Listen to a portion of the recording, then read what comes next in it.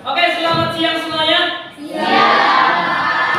Oke, hari ini kita akan belajar tentang pencemaran air ya. Dimana kan pada pertemuan sebelumnya kita sudah belajar bagaimana pencemaran itu bisa memberikan dampak di kehidupan kita. Nah, tapi sebelum kita belajar ke pencemaran airnya atau ke materinya, kita menyanyikan lagu wajib nasional. Siapa yang bisa memimpin? Syafira bisa? Oke, silakan Syafira.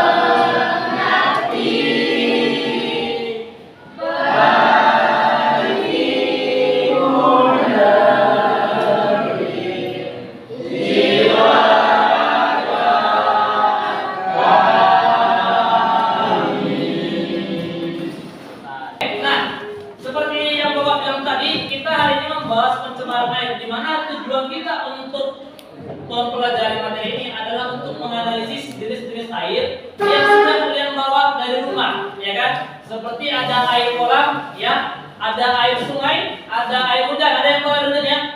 Ada ya? Ada yang bawa air kolam? Ada. Nah, untuk mempersingkat waktu, ya, kita bagikan saja ke bentuk kelompok yang sudah kita bentuk di minggu lalu. Masih ingat kelompoknya ya? Masih ya? Oke, silakan bentuk kelompoknya. Yuk, kelompok 1 di sini, 2 di sana, 3 di sini, 4 di belakang, 5 di sini, dan 6 di sini. Silakan. Di sini Bapak ada lembar kerja peserta didik yang nanti akan Bapak jelaskan bagaimana cara pengerjaannya. Kelompok 1 silakan perwakilan kelompoknya.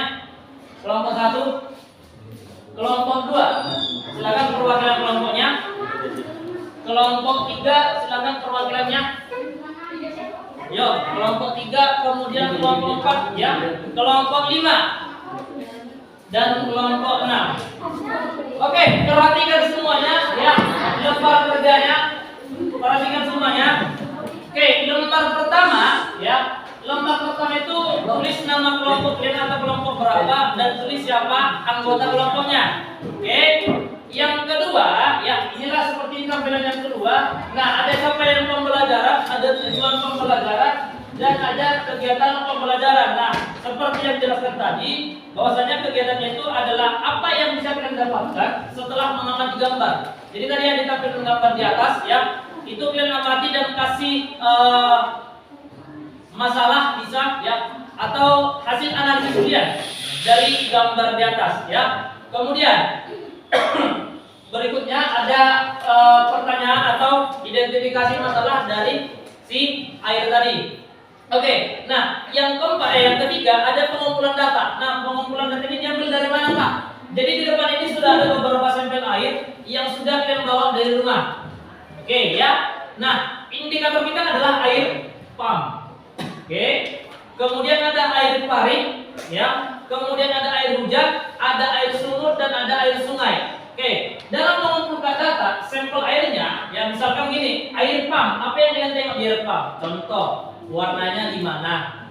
Ada nggak endapan di dalam? Beraromakah dia atau tidak? Oke, bisa ya?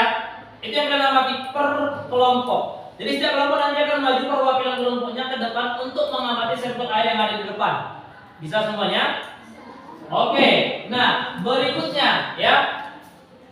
Berikutnya, kemudian, ya, hasil pengamatan kalian bisa kalian jabarkan di sampingnya. Kemudian nanti ada data processing atau pengolahan data. Oke, dari semua indikator air ini, dari semua indikator ini, kalian bisa tarik kesimpulan apa saja indikator air yang layak dikonsumsi. Oke ya. Bisa ya? Setelah itu, yang kedua, tindakan apa yang dapat kamu lakukan untuk mengurangi pencemaran air? Apa yang bisa kita buat dalam mengurangi pencemaran? Misalnya, tidak membuang sampah limbah rumah tangga ke saluran sungai, contohnya. Oke? Bisa ya? Oke, kemudian yang terakhir ya. Nah, di sini kalian disuruh untuk mencari kata-kata yang ada di bawah dari kotak di atasnya. Sudah? Dan penarikan kesimpulan.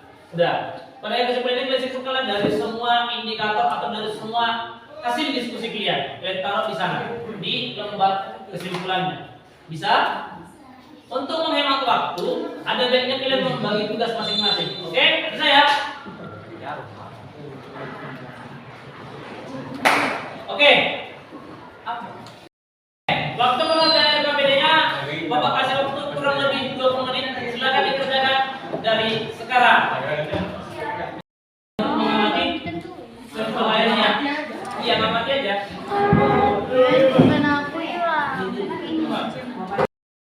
Ini misalkan ada air pump. Nah, air pump ini kalian tengok bentuknya ya.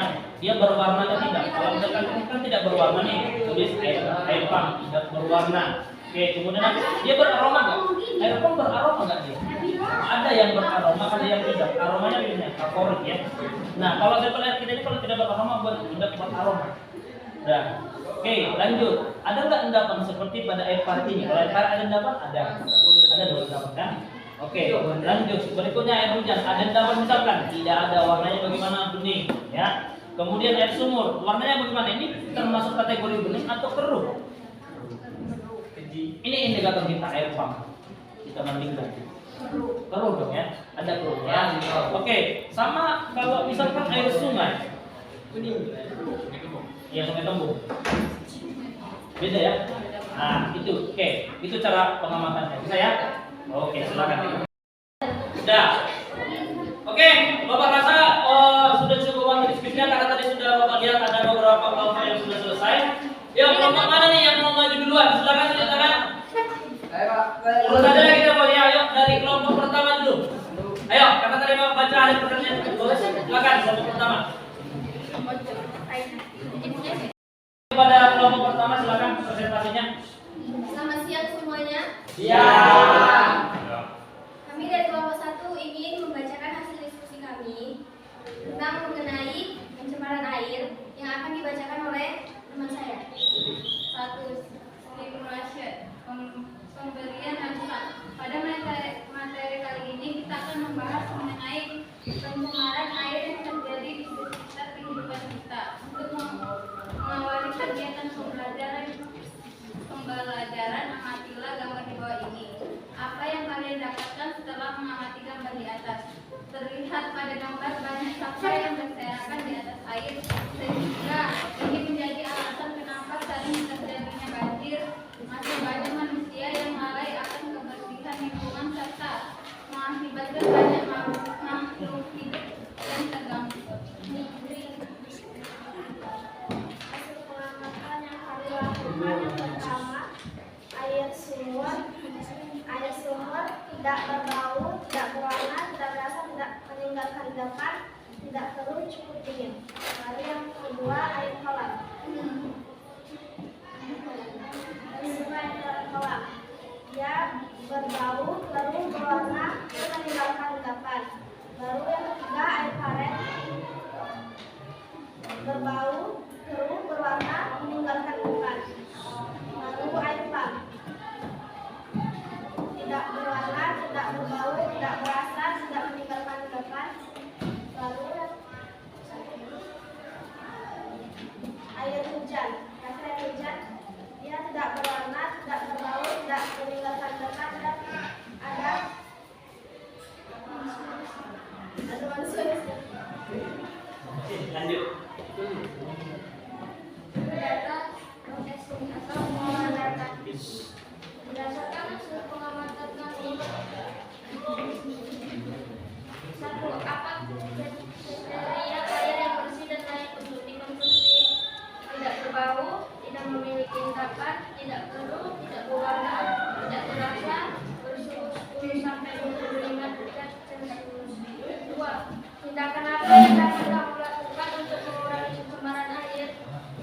membuang sampah atau limbah ke perairan, menggunakan bahan-bahan yang ramah lingkungan, menggunakan deterjen yang ramah lingkungan, rutin melakukan upaya pembersihan sumber air. Tarikan atau pembuktian dan generalisasi atau kesimpulan. Kesimpulan menurut hasil pengamatan kami, air yang tidak berbau, tidak berut, tidak terasa, berwarna, tidak meninggalkan endapan adalah air yang layak digunakan untuk kehidupan sehari-hari. Oke. Ya, itu dulu. Baiklah, sekian diskusi yang dapat saya sampaikan. Siang semuanya. Ya, berikan tepuk tangan untuk kelompok pertama. Oke, jadi berbicara mengenai air tentu ada kulturalnya di mana ada suatu daerah yang melakukan budaya ya, terutama dalam hal penjadian air. Oke, daerah itu disebut sebagai daerah Mantaliwondar, di mana daerah ini itu membuat budaya untuk menjaga ekosistem air dan saluran-saluran air dengan cara bagaimana, Pak? Dengan cara tidak membuang sampah atau limbah aliran sungai ya ke selokan-selokan air. Nah, kalau kita di Sumatera Utara kan biasanya selokan air itu berfungsi untuk ngapain? Membuang sisa rumah tangga. Iya kan? Makanya kenapa pada saat banjir selokan itu mampet. Kenapa? Karena ada terlalu banyak limbah di sana. Baik itu limbah domestik atau limbah rumah tangga maupun limbah anorganik. Makanya banjir. Nah, kalau di daerah Mantari ini ya, itu bahkan mereka buat suatu kebudayaan khusus bahkan untuk daerah apa namanya? Pihak BKSDA ya, konservasi sumber daya alamnya itu tetap menjaga kelestarian dan hutannya supaya apa? Supaya air ya yang mereka gunakan terutama air tawar itu tidak pernah habis. Oke, bisa semua ya. Jadi dengan berakhirnya tadi permainan games kita tadi, berakhir juga pertemuan kita hari ini ya. Semoga pertemuan kali ini bisa memberikan manfaat bagi anak-anak semuanya. Oke, sekian pertemuan kita. Sampai jumpa di pertemuan selanjutnya. Terima kasih dan selamat siang.